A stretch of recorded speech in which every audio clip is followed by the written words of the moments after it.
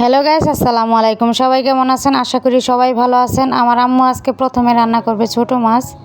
ছোট মাছ রান্না করার জন্য প্রথমে কড়াইতে নিয়ে নিয়েছে কাঁচামরিচ এবং তারপর দিয়ে দিল পেঁয়াজ কুচি, তারপর দিয়ে দিল হলুদের গুঁড়া এবং মরিচের গুঁড়া এবং অল্প একটু জিরার গুঁড়া, স্বাদ মতো লবণ দিয়ে দিল। এখন দিয়ে দিবে তেল। এই সবগুলো উপকরণগুলোকে আম্মু ভালোভাবে মাখিয়ে নিচ্ছে।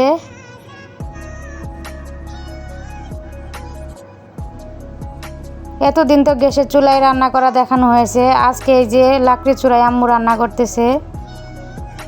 সব মশলা মাখানোর পরে আম্মু এর মধ্যে দিয়ে দিল বেগুন এবং আলু,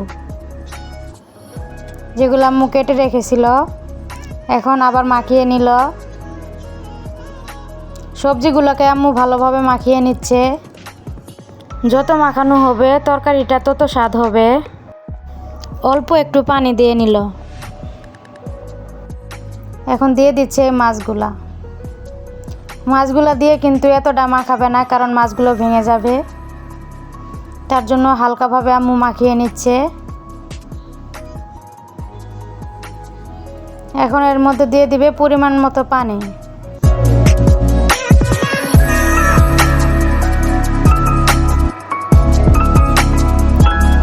এই যে পরিমাণ মতো পানি দিয়ে নিল আম্মু।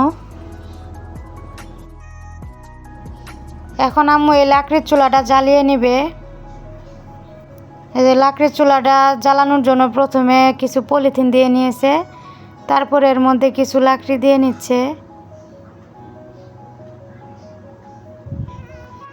বাঁশের ছোট ছোট টুকরা ছিল, সেগুলো দিয়ে আগুন ধরিয়ে নিল। এখন এই যে রান্নাটা বসিয়ে দিল। তরকারিটা হালকা নাড়াচাড়া করে আম্মু ঢেকে দিল।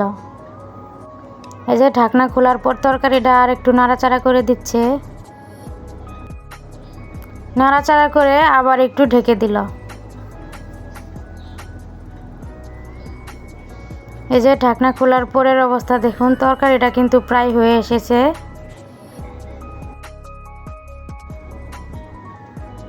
তরকারিটা রান্না হয়ে গেছে।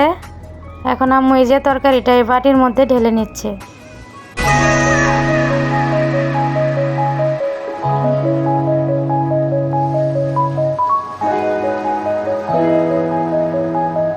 দেখুন তরকারিটা দেখতে মাশাআল্লাহ অনেক সুন্দর হয়েছে। এখন আম্মু রান্না করবে বুট দিয়ে মুরগির মাংস। কড়াইটাকে সুন্দর করে ধুয়ে চুলার উপরে বসিয়ে দিল। তারপরে এই যে তেল দিয়ে নিল। এখন দিয়ে দিচ্ছে এই যে মুরগির মাংসগুলোকে আম্মু হলুদের গুঁড়া, মরিচের গুঁড়া এবং লবণ দিয়ে ভালো করে মাখিয়ে নিয়েছিল। এখন আম্মু এই যে মুরগির মাংসগুলোকে ভালোভাবে ভেজে নিচ্ছে।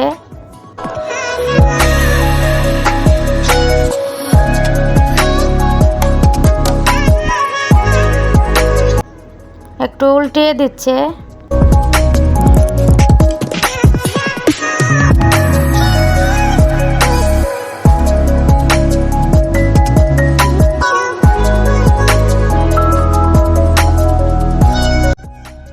মাংসটা ভাজা প্রায় কিন্তু হয়ে এসেছে।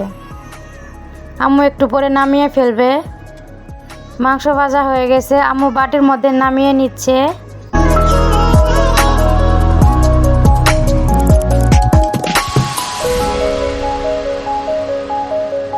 সব মাংসগুলো নামানো হয়ে গেছে। এখন আম্মু এর মধ্যে দিয়ে দিল পেঁয়াজ কুচি এবং কাঁচামরিচ। এখন আম্মু এগুলাকে ভালো করে নাড়াচাড়া করে নিচ্ছে।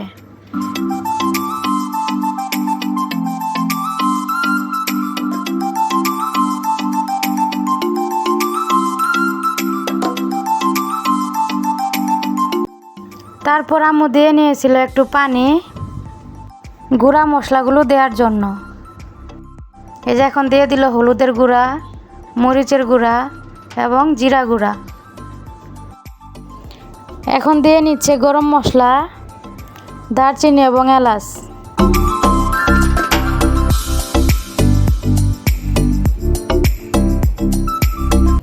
এবং কয়েকটা তেজপাতা দিয়ে নিয়েছিল। এখন এই সব মশলাগুলোকে আম্মু ভালোভাবে নাড়াচাড়া করে নিচ্ছে। আদা রসুন বাটাটা ফ্রিজে রেখে দিয়েছিল, ডিপ হয়েছিল। ডিপ ছেড়ে যাওয়ার পরেই যে আদা রসুন বাটাগুলো দিয়ে দিল। এখন এই সব মশলাগুলোকে আম্মু ভালোভাবে নাড়াচাড়া করে নিচ্ছে।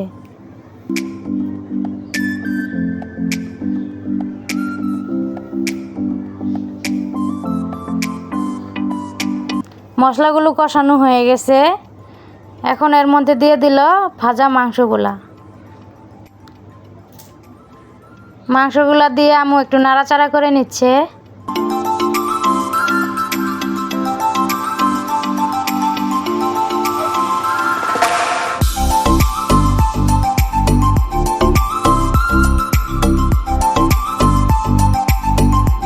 মাংসগুলা কষানোর জন্য একটু পানি দিয়ে নিল।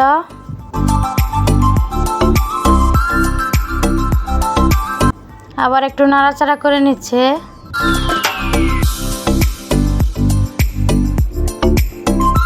এখন ঢাকনা দিয়ে ঢেকে দিবে।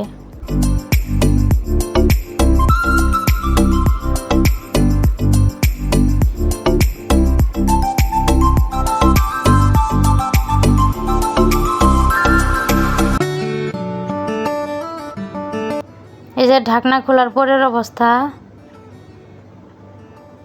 মাংসটা প্রায় কষানো হয়ে গেছে।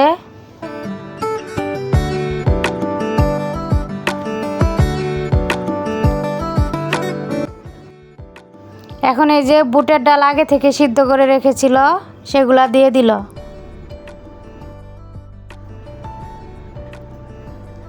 একটু নাড়াচাড়া করে ঢেকে দিবে।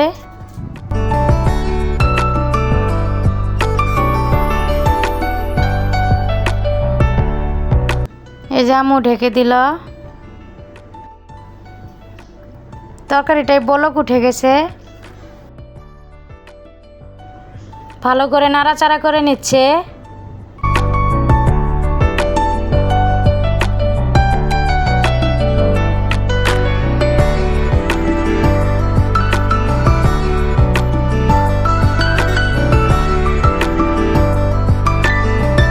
আবার একটু ঢেকে দিল।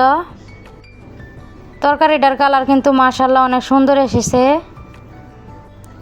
তরকারিটা হয়ে গেছে, আম্মু এখন নামিয়ে ফেলবে।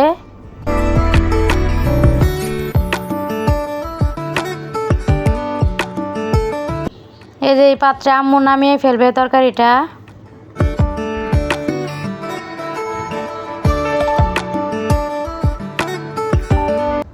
এই যে তরকারিটা আম্মু এই পাত্রের মধ্যে রেখে দিচ্ছে।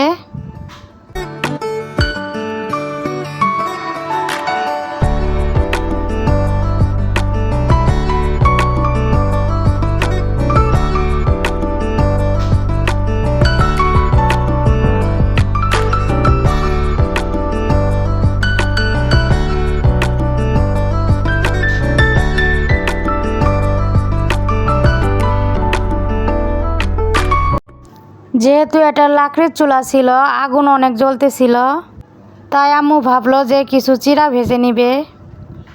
তার জন্য কড়াইটা আবার সুন্দর করে ধুয়ে চুলার উপরে বসিয়ে দিল। এখন এই যে চিড়াগুলো আম্মু ভেজে নিবে।